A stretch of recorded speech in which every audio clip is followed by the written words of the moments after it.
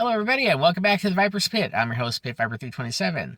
And as promised about my stage makeup class, I just wanted to say thank you, everybody, for anybody that's actually had interest in it. And this is how we're going to start it off right here.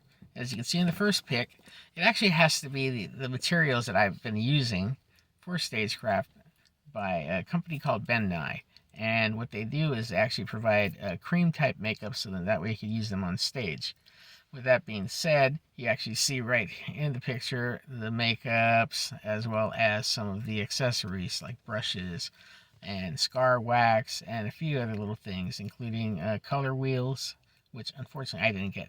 And the thing about that, when you're actually looking into using those type of makeups, is you have to match it up to the color of your complexion. So that's what I had to use, and the type of material that I had was something called a T26. That's what I've been using, so then that way it matches up the foundation of the highlights and shadows.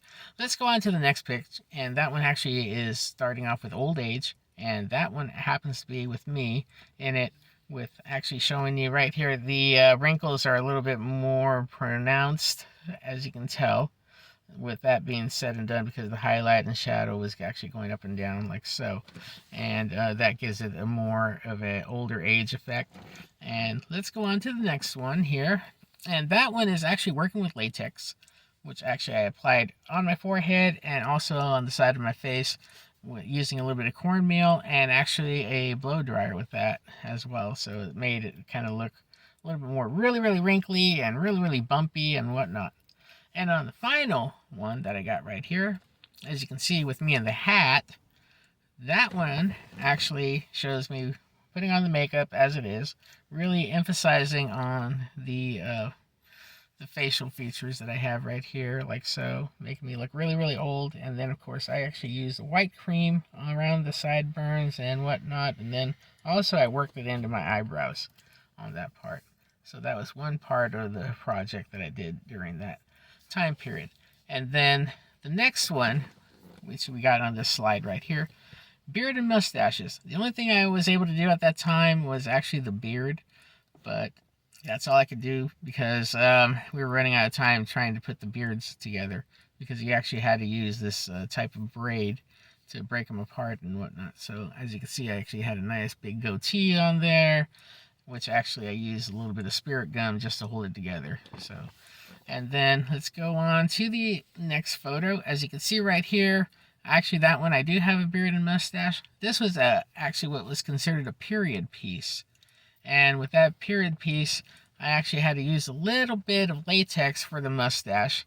So I had to put it on like so, with like a little bit of a, like actually not like a stencil, but it's kind of like a little bit of a mesh that I used, and then I applied the actual amount of latex, and then applied the pieces of the hair that went along here, and then of course also applied some of the stuff again for spirit gum right around my chin area. With that being said, I actually had a few outrageous comments with that one, because some people thought that, oh, okay, you're trying to be like from Up in Smoke, of course, Cheech and Chong, and I was laughing about that when I'm going, no, it's supposed to be a pirate, but I didn't have any pirate stuff on hand, unfortunately, but okay, it's weird, but okay, I'll accept that. Okay, let's go on to the next slide. This one actually happens to be another type of item called Wounds and Scars. And that one, I was actually using a combination of latex as well as the scar wax. And with the scar wax, I actually had to apply it like right around my forehead. What you have to do is make sure you actually clean off everything on your face.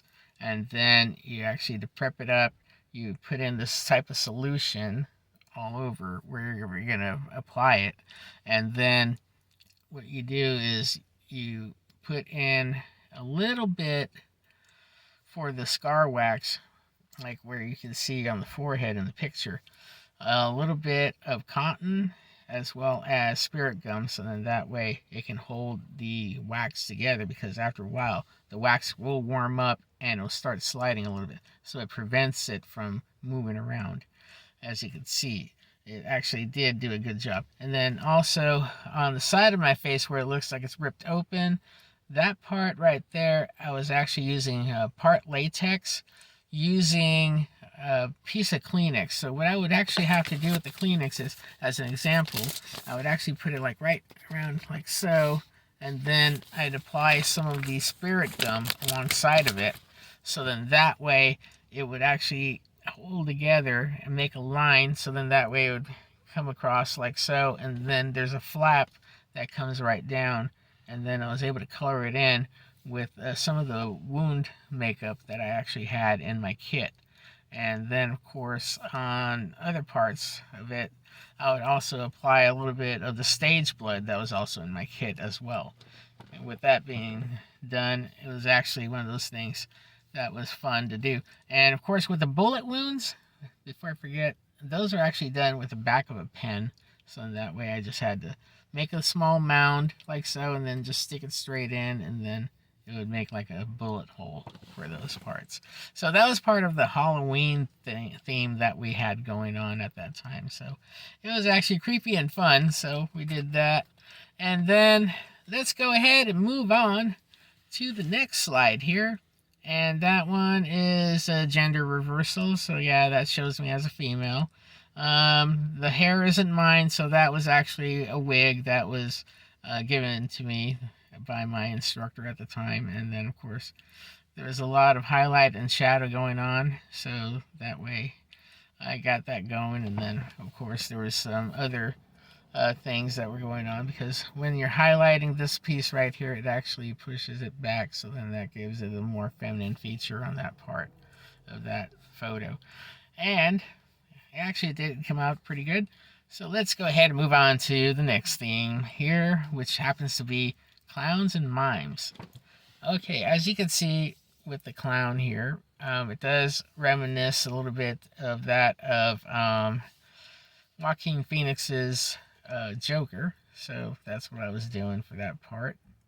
It wasn't that hard to do, so I actually followed what was going on with that, and then from then on it came out really well. And then now we move on to the next one, and that one is the mime. As you can see, that I ended up getting a nice little black hat for that, so that was kind of fun. And then of course I emphasized all the makeup for like a big old teardrop here and there, and then the eyebrows enhanced, so it was going like extreme on that one.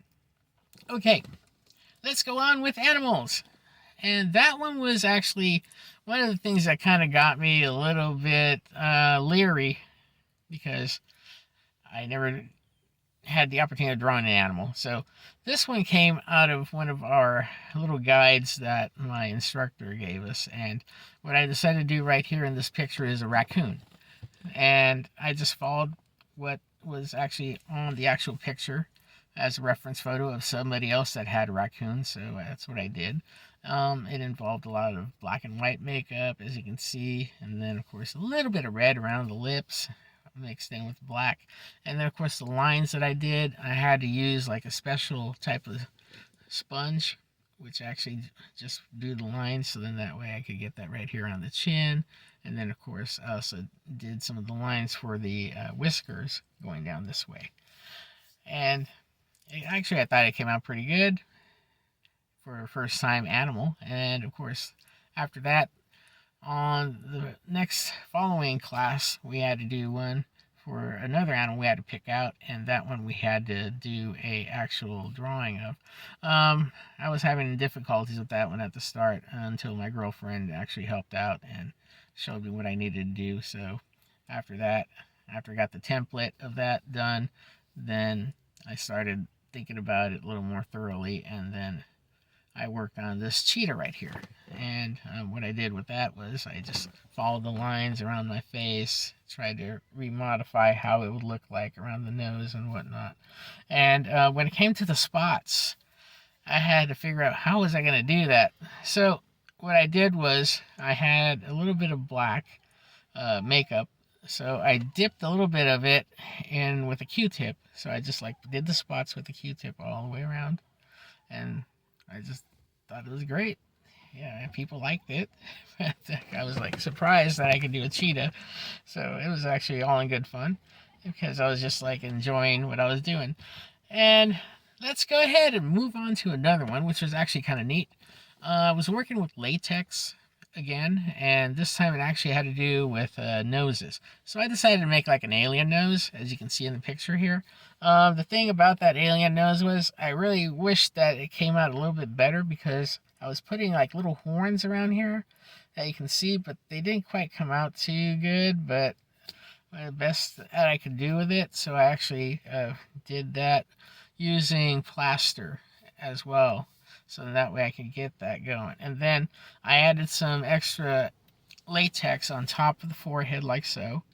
As you can see, that was actually spares parts that I had from a previous project that I did. So I just cut it up and just applied it right here to the forehead. And I actually used some eyebrow pencil to actually give out that nice evil look around the eyebrows. And then as you can see around here, I actually put down the mustache going all the way down. Gave it kind of a Ming-esque look from Flash Gordon. So that was one of my fun ones that I did too. So because my instructor was asking me, what kind of alien are you going to do? How much of an alien are you going to be? So I said, I'm going to wing it. So I winged it. So that's what I did right there for that one. And moving on from then, the final 4 projects. The first project I was originally thinking about was actually from the group Kiss, and I was going to try and do the Gene Simmons makeup, but come to find out my instructor wasn't too keen on that. So I shifted gears on that, and I thought, well, I'll just go ahead and go with Peter Criss from Kiss. And that's what I did right here in this picture. And of course, as you can see, the green and the white and the black, basically a cat face. So that's what I did for that part on these 2 pictures right here. And actually, it came up. Actually, I thought they came up okay. So, I just thought, hey, I just tried something for the challenge. I was actually trying not to use as much white makeup as possible because I know it was just one of those things that just happened. I wasn't really thinking about it at the start. All right, let's go on with my second project. This one right here, actually, I had planned out for some time, ever since finding out about the Fantasy Project.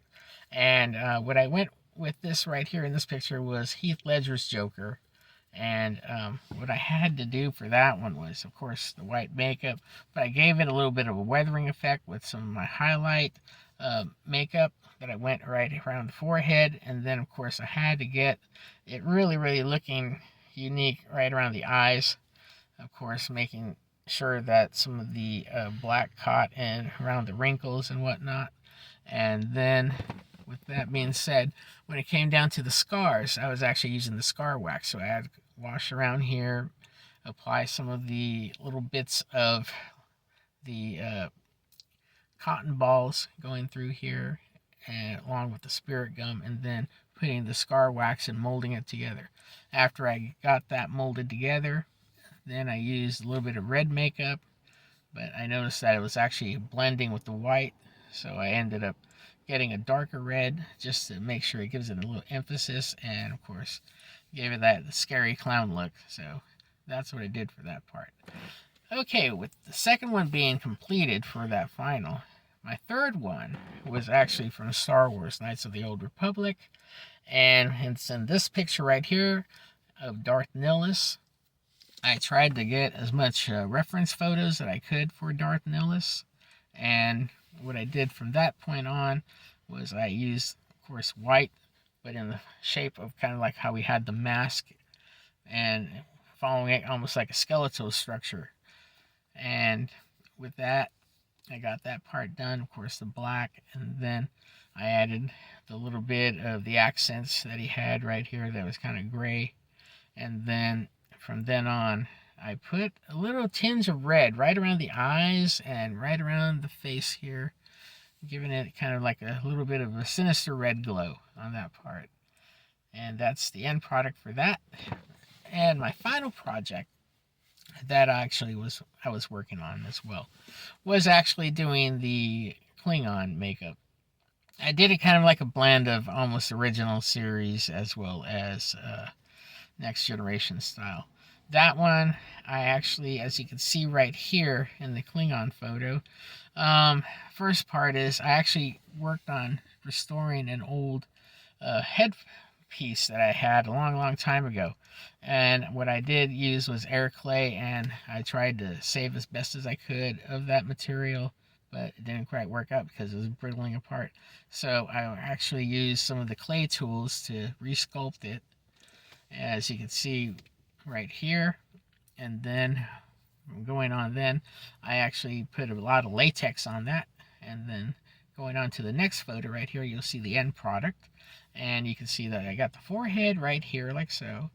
I didn't go for actually the eyebrows, but I did paint them in with actually the eyebrow pencil, and I actually recovered some of the mustache, and I actually put it right here, as you can see. And then of course I did a little bit of the Klingon beard, and most of it was done with using a special foundation that I had, along with some highlight and shadow mixed in around the nose area.